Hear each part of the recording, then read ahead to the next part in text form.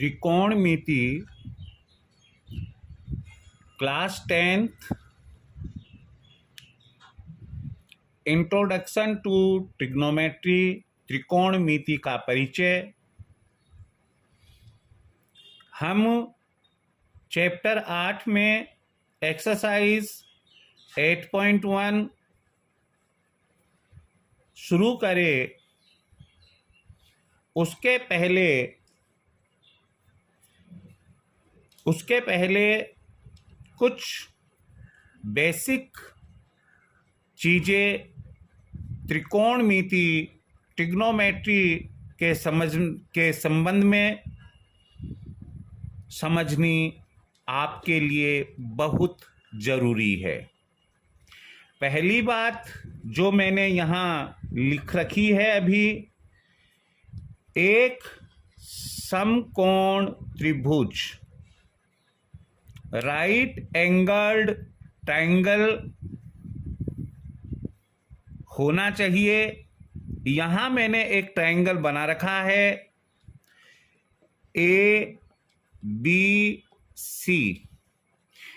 Angle B right angle है। जैसा कि आप जानते हैं, राइट एंगल का मतलब होता है वह कोण जिसका माप 90 डिग्री एग्जैक्ट हो।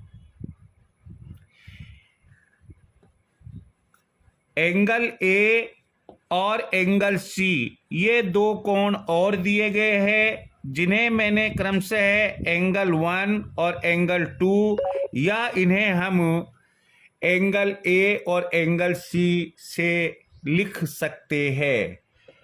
तो इसमें दूसरी बात हमें ध्यान में रखनी है कि इस त्रिभुज में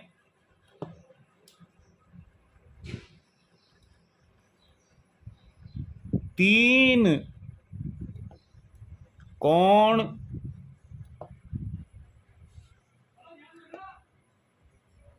होते हैं, ये आपको ध्यान रखना है। पहली बात, आप कहेंगे सर त्रिभुज तो तीन कोण वाला ही होता है, कोई दिक्कत नहीं है, एक बार और हम बोल लेंगे।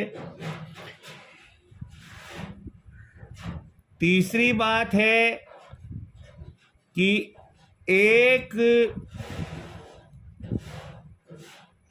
कोण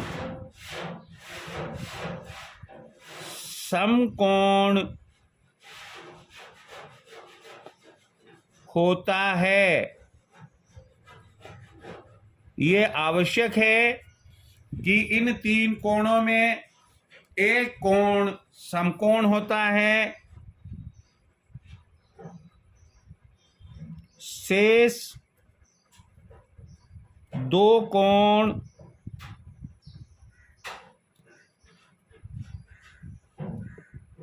न्यून कोण होते हैं।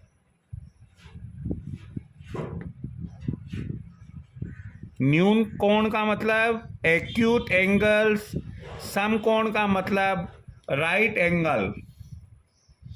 अगली बात है, दिए गए त्रिभुज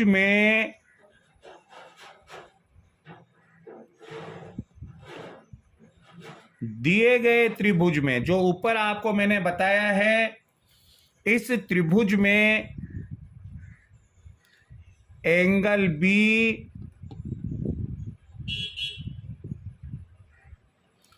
एक समकोण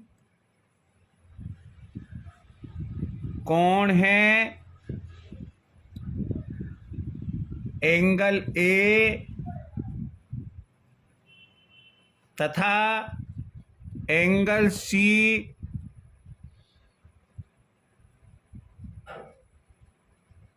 दोनों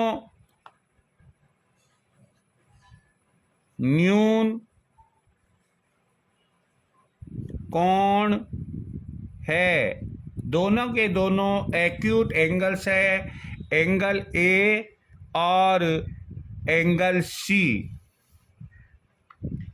अगली बात है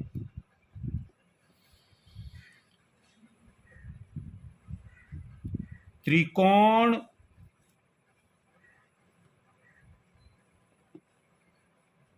मिति में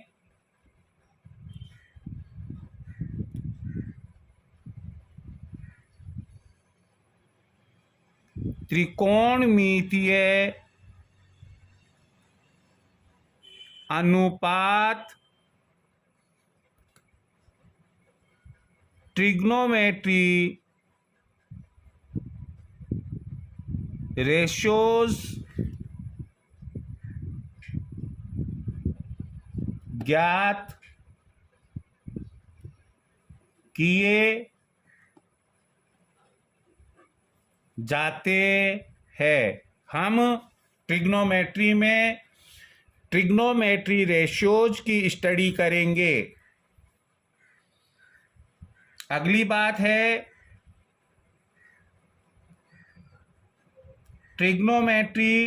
ट्रिग्नोमेट्रिक रेशियोज हमेशा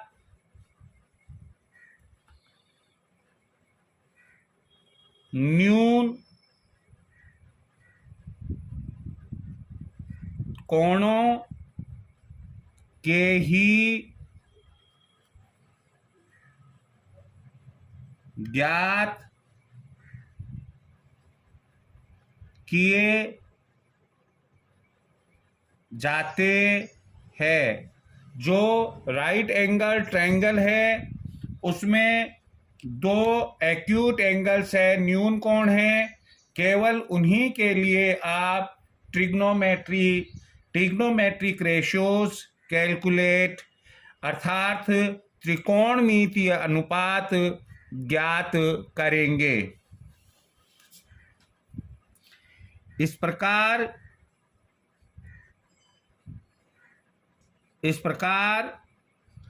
ट्रिग्नोमेट्री रेशियोज केवल एंगल ए और एंगल सी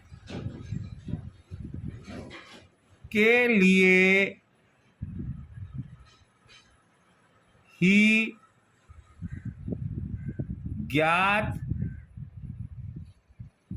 किए जाएंगे।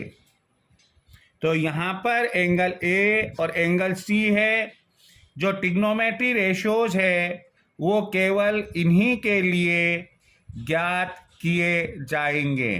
ट्रिग्नोमेट्री रेशियोज दो भुजाओं के बीच जो संबंध मौजूद होता है, एक एंगल की दो भुजाओं के बीच जो संबंध मौजूद होता है, उस संबंध को ही हम उस कोण के संबंध में एक विशेष त्रिकोणमितीय अनुपात के नाम से जानते हैं। यहाँ चूंकि हमने एक ट्रायंगल लिया है, ट्रायंगल में तीन भुजाएं होती है, तीन साइड्स होती है। बट नेचुरल जब हम एंगल ए देखेंगे तब भी 1 2 3 साइड है, एंगल सी देखेंगे तब भी 1 2 3 साइड है, एंगल बी देखेंगे तब भी 1 2 3 साइड्स है। हर एंगल के लिए एक आधार,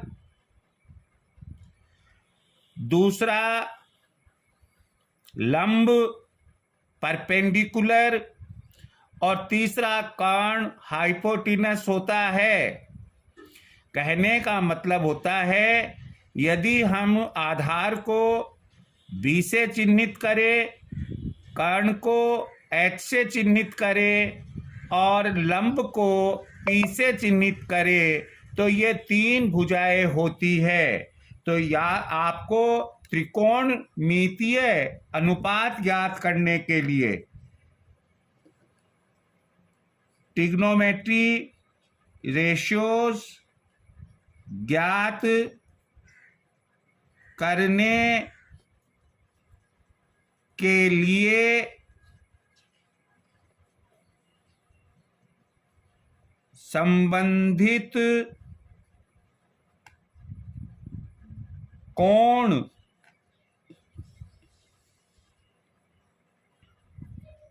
की संगत तीनों भुजाएं ज्ञात होनी चाहिए। अर्थात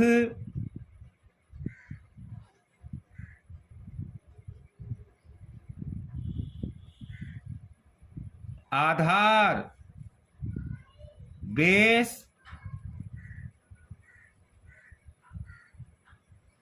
लंब पी और कर्ण, इसे हम H से चिन्हित करेंगे। तो ये तीनों हमें ज्ञात होनी चाहिए। दूसरे शब्दों में एंगल ए का बेस क्या है,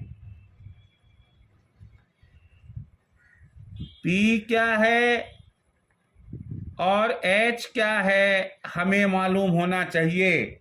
इसी प्रकार एंगल C के लिए B क्या है, P क्या है और H क्या है, हमें जानकारी होनी चाहिए। आप इन साधारण नियमों को पहले खूब अच्छे से 5-7 बार पढ़िए, समझिए। क्यों?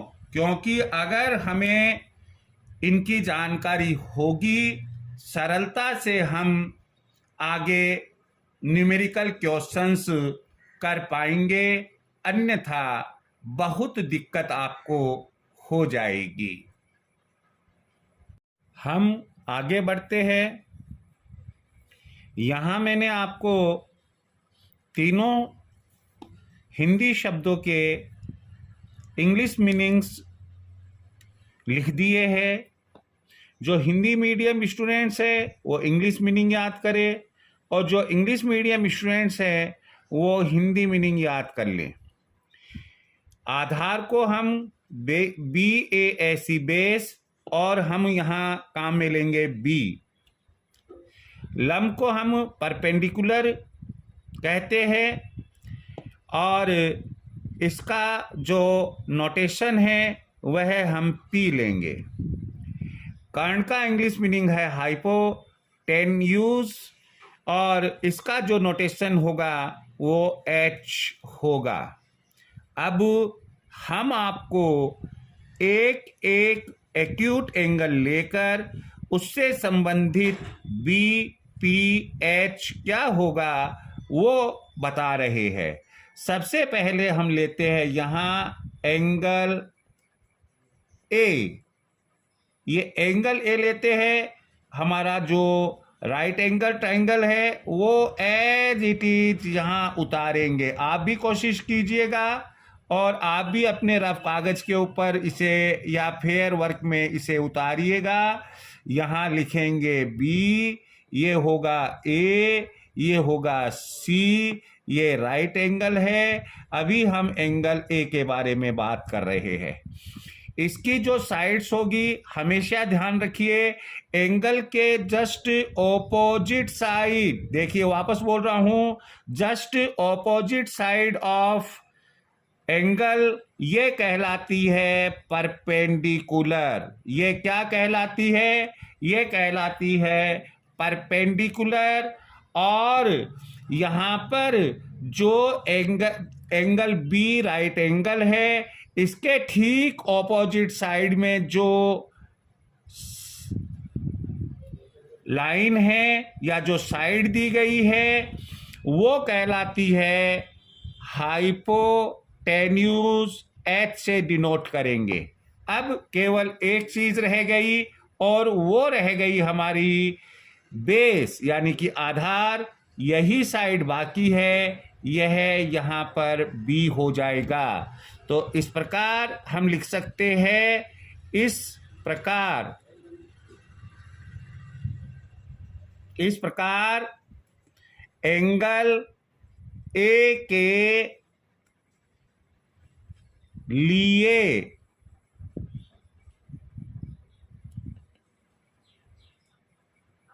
B is equal to A B, P is equal to B C और H is equal to AC होगा। ये हमें ध्यान में रखना है एंगल A के लिए। अब हम चलते हैं एंगल C। तो एंगल C भी एक्यूट एंगल है। फिर हमने एक छोटा सा राइट एंगल ट्राइंगल बनाया, उसी की कॉपी बनाई जो पहले नंबर पर लिखा हुआ है, और इसे उसी तरह से हमने डिनोट किया। इसके वर्टेक्स को ए बी राइट एंगल हो गया, सी एक्यूट एंगल, यहां एंगल लगा दिया हमने। अब यहां आप समझ लीजिएगा कि मैंने आपको यहां ऊपर बताया था कि just opposite side of angle, ये जो होगी ये साइड, ये कहलाएगी परपेंडिकुलर ऑफ दैट एंगल। तो एंगल हम यहां लिखते भी चले जाएंगे कि इस प्रकार एंगल सी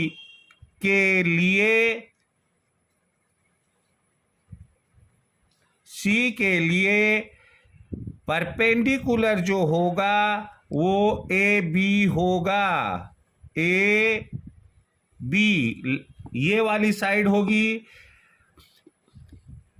एच जो राइट एंगल होता है उसकी जस्ट ऑपोजिट साइड होती है, तो इसलिए एच यह AC होगा, और जो बी तीसरी साइड रह गई है वो है हमारी BC, तो B हो जाएगा हमारा BC। इस प्रकार हमने एक नोट लगाया। नोट क्या लगाया हमने? एंगल A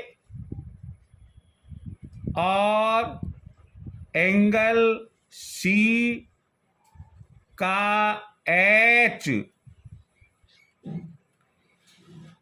एक जैसा होता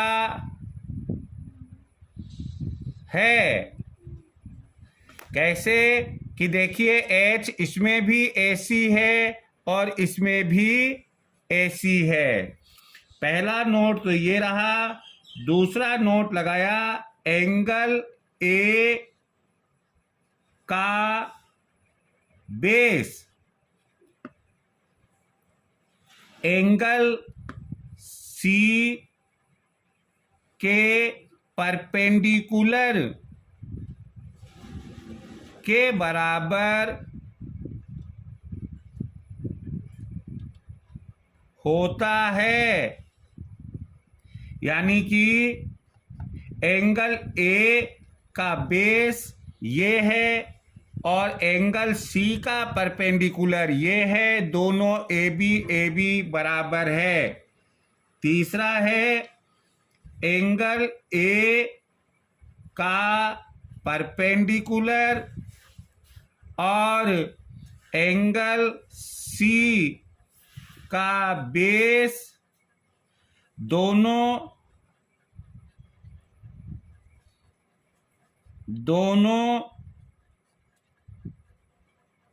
बराबर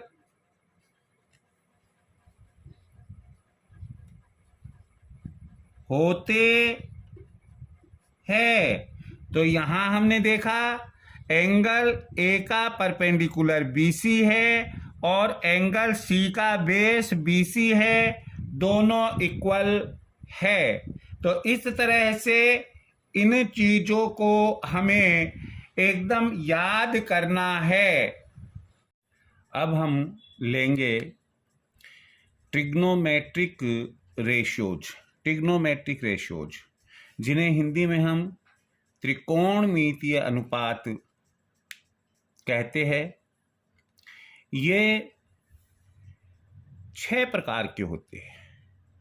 एक, पहला साइन थीटा, दूसरा कोस थीटा, तीसरा टेन थीटा, चौथा कोसेक थीटा, पांचवा सेक थीटा, छठा cot theta.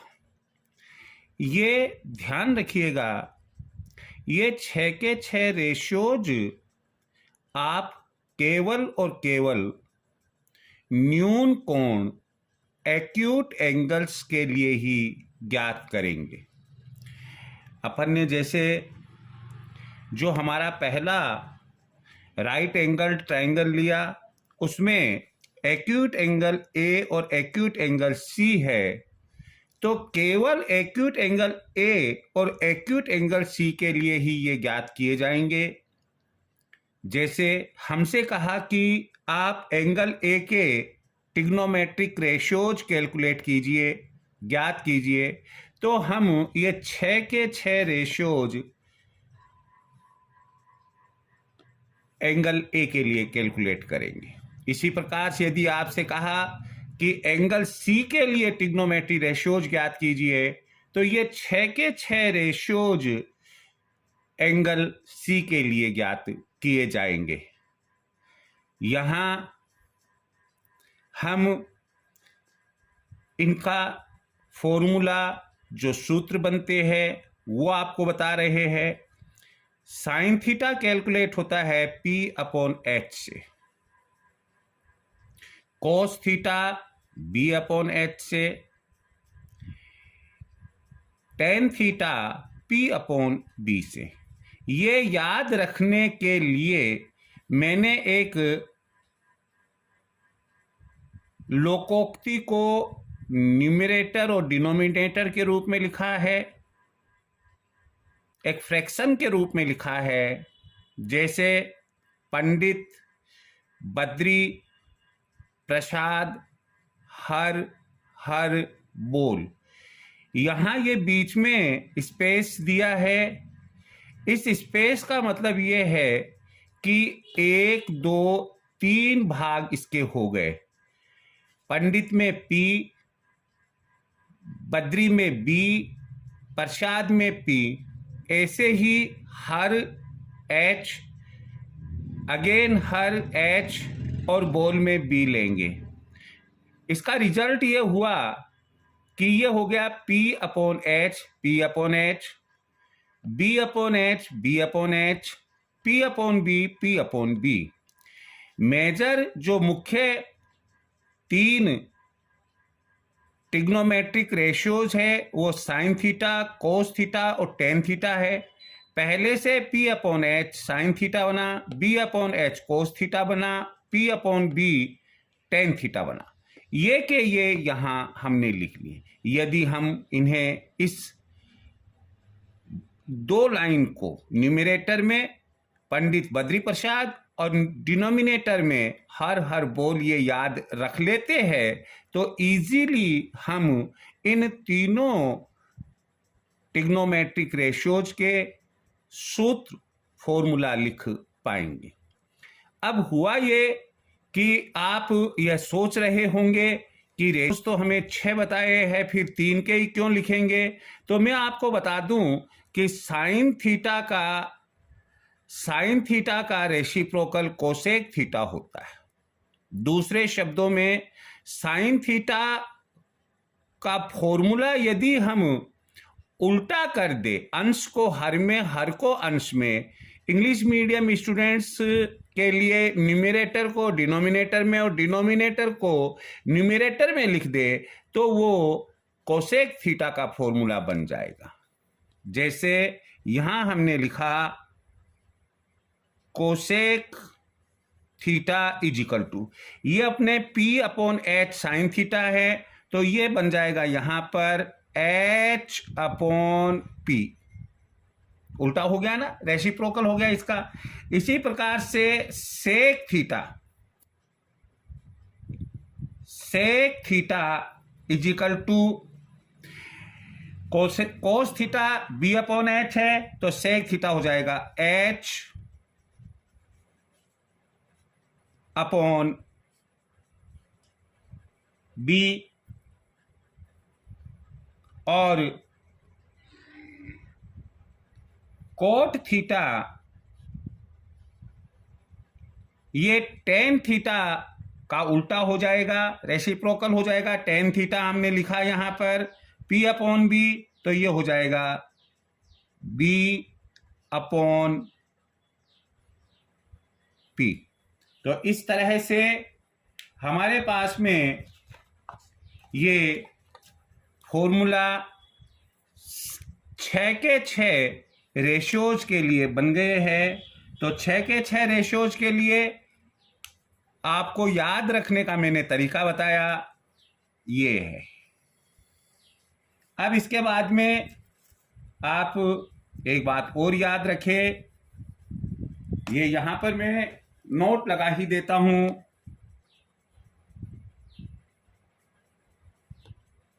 Note sine theta is equal to 1 upon cosec theta, और यदि हम इसको ऐसे कर ले तो cosec theta is equal to 1 upon sine theta हो जाएगा। दूसरा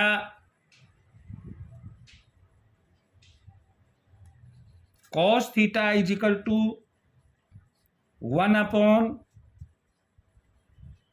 सेक थीटा, और यदि हम सेक थीटा को लिखे तो sec theta is equal to 1 upon cos theta होगा। Tan theta is equal to 1 upon cot theta, और यदि हम कोट थीटा लिखे तो cot theta is equal to 1 upon tan theta हो जाएगा। ना मालूम कहाँ किस रिलेशन की हमें जरूरत पड़ जाए, इसलिए हमें इसे याद रखना है। आप अच्छे से इस स्क्रीन को देख लीजिएगा।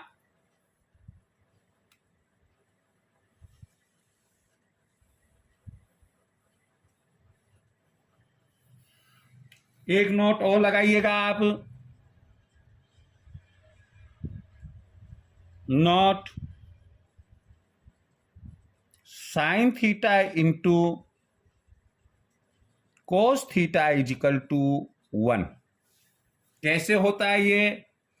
साइन थीटा का फॉर्मूला बताया मैंने, P अपॉन H, और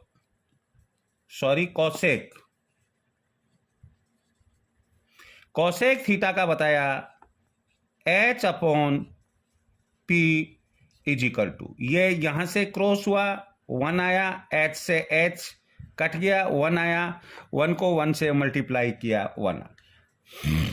इसी प्रकार से हम लिख सकते हैं cos theta into sec theta is equal to 1। फिर हम लिखेंगे tan theta into cot theta is equal to 1। आप इन्हें भी अच्छे से तैयार करें।